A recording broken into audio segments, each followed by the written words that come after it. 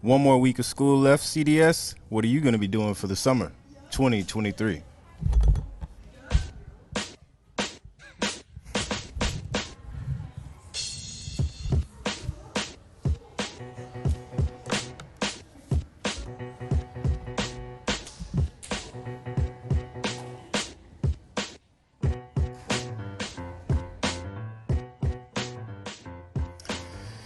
Good morning, Carrollwood Day School. Can you believe it, guys? We only got one more week of school left. I mean, today's Friday. We got one more Friday, and that's it. No more kids in the building. Is that exciting, or is that? I'm going to miss them. You're going to miss them? I'm going to miss them, too, I guess. I'll stay safe and say I'll miss them, too. It's been a great year, good experience. Pretty sure Rich could say the same thing. We've been First here school since year October. for you guys. Yeah, it was different. This is my first time being in an education environment, so it's definitely different. But I enjoyed the experience. All the kids are great. Staff's great. You kind of feel the family. The love. I think Jimmy said that it kind of felt like family. I feel that a little bit, you know.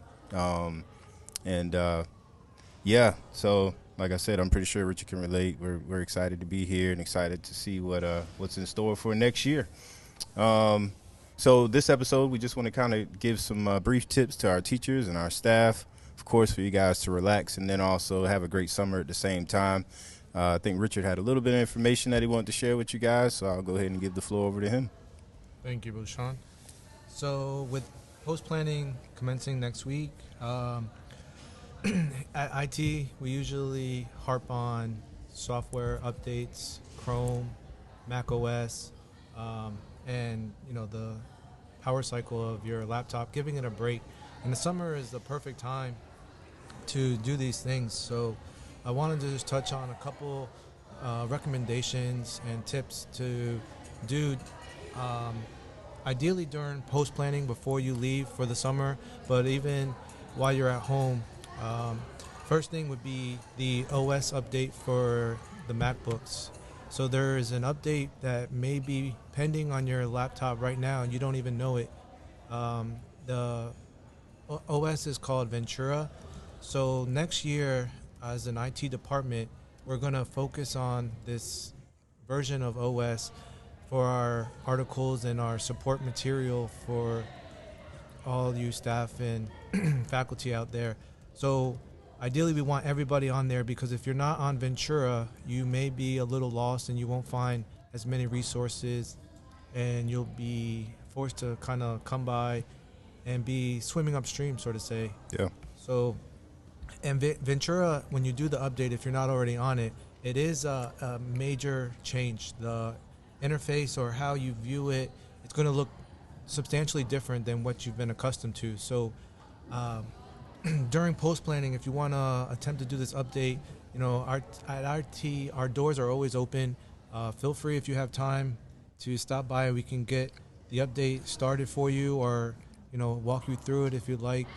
That would be the first recommendation. Yeah, Ventura is basically trying to combine the look of the iPad OS with Mac OS. So if you're used to using an iPad, it's going to be different for a Mac, but it's definitely not like completely going to blow your mind. They're just trying to sync all their OSs into something kind of similar that's a familiar feel across the board. So. Yeah, and for anybody looking, maybe you don't know where your software updates are located. Maybe some people don't have the notification or get the notification. Sometimes you'll see a little red dot pop up in your settings. But for those of you who don't know, if you go to your settings, I believe if you're not on Ventura already, you should see like a notifications icon inside of your settings, and it's a red exclamation or something like that, right? I think it's a red number 1. Yeah, you click on that and it'll tell you what update is available for your system, and you can just go ahead and do the update. Just make sure that you are, wherever you are, make sure you're there. So if you're connected to a network, wherever you are, when you do the update, just make sure you don't disconnect or anything like that. And let your computer go through the restarts and the update, and you should be good to go. It could be a significant amount of restarts, so don't get too scared when you, Yeah. especially if you're coming from a really older version of OS. It will take a few reboots. So make sure you're plugged in. Don't power cycle yourself. Just let it do its thing, and you'll be back into Ventura magic. Right, and depending what version you are currently on, it could take some time. Yeah. So when you start this, like Jim said, have it connected to power. It could take an hour or more even. So don't be alarmed. Just kind of let it do its thing, and you'll be glad you did. Awesome. So with the is there a better time, Rich, to do an update? Like, is there a better time to do it? Is it better for you to do an update during the summer compared to doing it during the school year for a teacher? And if so, why? So that's just going to come down to lifestyle more so than anything else. There's going to be those teachers out there that love to work on the weekends. They're just workaholics in this world. And then there's others that as soon as Friday, 5 o'clock comes, they're on vacation for 48 hours. Right. And they don't even think. 3:45, my friend. Exactly right. Correction.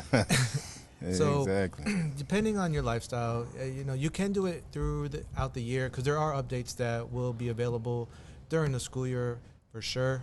But the most important thing to consider is having that time to allow your computer to perform the update uninterrupted.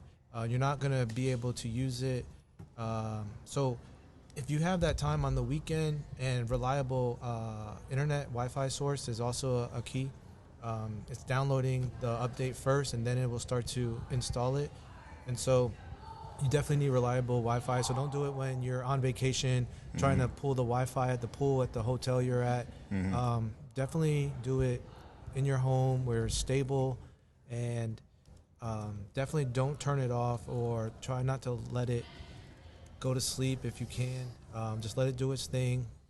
Don't close the book. Just leave it open and let it run. So to answer your question, the summer is a perfect time just because you're not tempted to use it as much as you would during the school year. But if the workaholics out there want to run the update over a weekend, that is perfectly fine as well. Yeah. Actually, I had a pretty funny stat. This kind of ties into your job, Rich, because I know you're on the security side as well.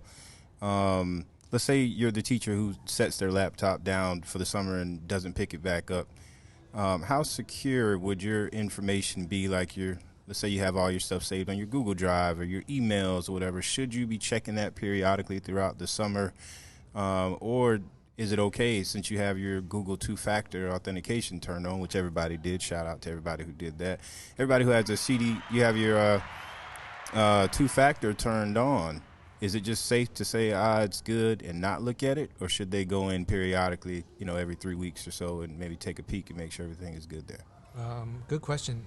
So the simple answer is, yeah, your data is going to be secure. But on the topic of security, for the most part, there is an aspect of every update that you are bombarded with, whether it's your application update, your Chrome update, your Mac OS update, all of these updates, in one portion or one aspect or another, there's a security update that is, I wouldn't say vital, but it is prudent. And that is why we kind of really emphasize doing these updates. Yeah. I can't tell you how many times I walk into a troubleshooting ticket, and a lot of times Chrome update is just staring me in the face, jumping off the screen, flashing red essentially. And it's Chrome pushes out updates more frequently than Apple, but all of these updates are typically involving some sort of security patch, as they call it, which will help with some security features that you won't even recognize. You won't feel a difference, but it's there. So yeah, from an IT perspective, we can rest a little bit easier knowing that all of our devices are compliant. Yeah, that's great. And I also think it's good that, first off, again, I know we gave the hand clap for everybody doing the two-factor, but you don't really realize how much impact that makes on a long-term scale. So I was actually looking at something from Astra Security, and it said that phishing scams account for nearly 22% of all data breaches that occur. So that's pretty impactful there. So nearly 83% of companies experiencing phishing attacks on a yearly basis. So we also send out phishing attempts here, right? We have Can we have disclose done this? campaigns. Yeah, we should probably not. should. But a Okay, lot we're of gonna them, I take it mean, out. and I'll tell you what, we do get quite a bit of teachers that will respond back. Is this legit? So we always appreciate that. Yeah. And if there's ever a question in your mind, shoot us an email. We'll let you know if it's legit or not. Okay. And, you know, sometimes we may not answer you if we are in the middle of a phishing campaign of ourselves to kind of track some data. But, yeah, and I would definitely expect for the 23-24 school year, you're going to see some more of that because this is something that's affecting businesses and schools, you know, Yeah. worldwide, and we want to make sure that we're protected and we're safe. So Absolutely. And to expound a little bit further, with these breaches, the weakest link in any company, any school, any internet system is going to be the human element. And most breaches start from an internal point of failure. So your internal employees could be a student in our case, admin, everybody. The reason why the phishing scams are so prevalent is because we're all human, and the weakest link is going to be your internal employees opening an attachment, or social engineering, as they call it, is trying to get the information from your internal employees. Because once you get inside the network, you can get anywhere you want to be with a little escalation. Yeah, for sure. We definitely thank you for that information and security as well. I don't know how you guys feel, but I've been walking through a lot of these closets, and a lot of them look kind of cluttered a little bit. And I say this because the teachers have told me I know my closet is a mess. Yeah. Any organization tips or anything that you guys can give to kind of help teachers organize their materials in their closets? Yeah, I think summertime is a great time for, you know, we see all year long teachers Chrome, and there's 50 tabs open, and they don't close Chrome all year, and they don't want to mess anything up. They don't have time to do this, but summer is a perfect time to start. Go through your bookmarks, take a look, and delete any bookmarks from 10 years ago that you no longer used. Pin the bookmarks. Documents. Yeah, untitled document bookmarks. Pin the pin. Make sure you have, you know, your top 10 bookmarks on your bookmark tab page if you use that. That way you're hitting them quickly, and you're not just avoiding the ones that are up there that are in the way. So it's always a great time. The Chrome update, definitely something you want to make sure you hit. It's a great time to go through your Google Drive. That's your closet that you're referring to. But make sure that we are, you know, we're moving stuff we don't need. You know, we do have, contrary to popular belief, we do have a limited storage capacity on our domain for Carolwood Day School. Okay. So we are starting to get a little bit more strict with how much gets stored on there. So the days of unlimited storage are over, and we need to start figuring out what's important, what's not. And if we need to offload it to a personal external drive, then that's something we can do. Or if it's not something we need, we can just get rid of. So going through your drive, creating folders. I'm a big fan of folders and folders and folders and folders and folders. Everything is searchable, right? So it doesn't need to be right there in front of your face. It can be tucked away, and then you can always just run a search. And this includes desktops as well. We see desktops that are look like the you ever seen like those, you know, crazy guy rooms where you walk in and they got photos everywhere, and or their download targets. folder has a file with a number of maybe triple digits on the end. Yeah, so it's a good. You can tuck all that away somewhere. You can shove it all into the, under the rug and just search for it, and you'll find it. I promise it'll show up in your Finder when you search. So Another point I want to bring up. You know, some of us here at CDS may even be changing departments, positions. This would be a great time to, you know, if you have some folders and some documents, videos, any kind of material that you need to share with fellow teachers or colleagues in your department before you leave, this is the perfect time to do that as well, because you may not be using it in your new position or your new department. So go ahead and share that and purge that out of your drive. If you want to stop by, and we can show you how to create a shared drive to get it to, you know, the colleagues that may need that material. But again, this post-planning is the perfect time. Our doors are open all next week, so feel free to stop by if you have any questions. Definitely. Now, the funny thing is why love Jim because I literally, because you were a teacher, I was asking you like about closet, like not Google Drive. It Oh, you mean wasn't like my like actual physical? like the actual closet. I never Do you had have any tips for closets. them?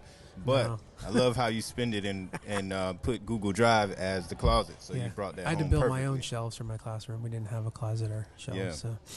Yeah. I'll be doing that this summer in my garage.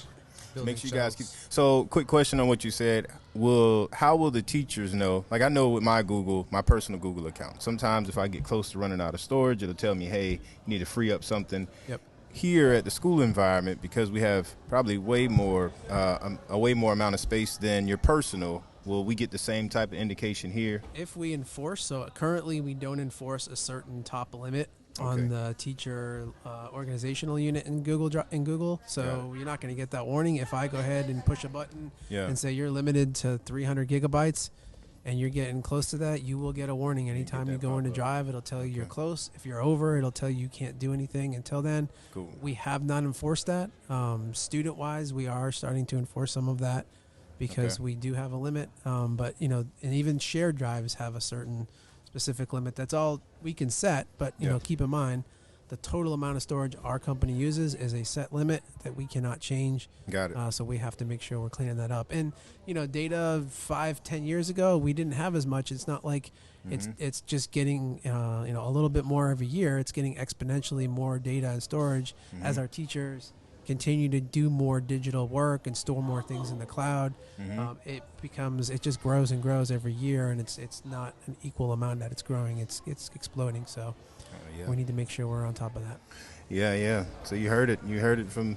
Sorry, Rich. You Well, gonna say something? yeah, I just thought of some things. Like Jim said, moving it to the cloud, and we are talking about cleaning up your drive. But for those that are getting their laptop, MacBook updates, if you wanted to clean up your local storage being on your laptop, MacBook, prior to getting your new one, that would help us out tremendously, help yourself out, declutter. We all hear about spring cleaning, but Yep. summer cleaning could be a new coin phrase for CDS. Summer cleaning. Yeah. So, Rich touched on the security aspect. Jim talked to you guys about keeping your drive organized. Just a couple of quick tips for you guys. If you are a faculty or staff member and you plan on leaving CDS or not returning, and you have your computer and iPad, and you have any questions on, how do you turn it in, or you may want to look to purchase that, please send an email over to helpdesk@carrollwooddayschool.org, or you can email us individually, and then we can kind of go from there and set up an appointment and get you squared away. Your IT will be in office Monday through Friday throughout the summer. So we know some employees are 10 months and some are 10 plus. But we are all here throughout the summer with any questions or any needs that you may have.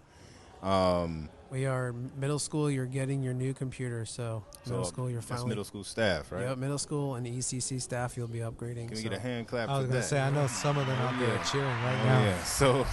So look forward to that. And Jim, how will they get notified? Is there a certain time or? We'll send an email out, and then Okay. typically we'll do a schedule where during the summer we'll send up a sign up where Okay. you can come in with your old device and set aside some time. It's usually a fairly quick transfer. We take all the data on your old machine and we push it to your new machine. Okay. And then, usually most people will stay on campus, so they'll come drop it off, go somewhere for lunch or something, come back, and typically within that time frame we can have it set to go. Yeah. The MacBooks that we're converting from, the 2017s, a little older, so it's not going to be as quick of a move as it always is, but we'll definitely let people know, and after we get the first couple done, we'll have a good idea locked in. Are we looking at a half hour, an hour, 2 hours? What's the time frame to get that transferred over? And obviously that's dependent upon what's on their machine as well and how much. That's why I How much bring they have up, on there. any Yeah, please clean decluttering it you up. can do ahead of time Attaboy, Richard. will expedite the process. Yeah. Awesome. All right, so it's safe to say teachers can put their laptops down in June, and in the end of May, June, and maybe pick them up in July to look out for that email possibly. You can put your laptop down? I didn't know you could do that. I guess. Wow. Or you can close it down or shut it down. Or Wow. let me say this: they cannot look at their email or not pay attention to their email for No. about a month, What? maybe. People right? do that? I guess. Huh. I do that. You should look at my personal inbox. It's crazy. But yeah, so keep an eye out for that email. And yes, also teachers very important. We know that your job is extremely stressful at times, and so you got to make sure that you're taking care of yourself as well, because your job is to take care of the students that you guys support, and you got to take care of yourself as well. So we appreciate you guys. We know that this couldn't function without you. So just know that you are appreciated. Take some time and get out this summer. Get active. Maybe go for a walk, or possibly read a book, or just get creative. Maybe go back to that scrapbook or painting that you need to finish, and just do that. And really Bob just take Ross some painting, time. Take some time. On that and note, spend some time. if I can, I just got my second Peloton bike. Nice. So if anybody out there is Jealous. a Peloton user, please let me know what your handle is. I'll follow. If you want to follow me, it is I_T_with_speed. IT with speed. Awesome. I'm on there trying to get better at it. With a 3-month-old at home, I'm struggling to find time, but maybe if I get some followers, hold me accountable this summer, we could ride together. I think my name's going to be Nice. Slowpoke Poolin, but we'll have to figure it out. We'll go there. Yeah, that's awesome, man. So, get plugged into the Peloton Nation, man, and get fit. I got to get fit. I don't know. Maybe they can sponsor this podcast. That would be nice. Peloton, where you at? They don't have any money left. No, it's true. I think we pretty much summed it up. Graduation is tomorrow, right? Yes, sir. Senior honoring tonight. Oh, man. Wow. Congrats to all the seniors, man. You guys take care. Party safe. Yes, and we are out of here for this school year, 2023, and we will see you guys in the fall. Take care. Adios.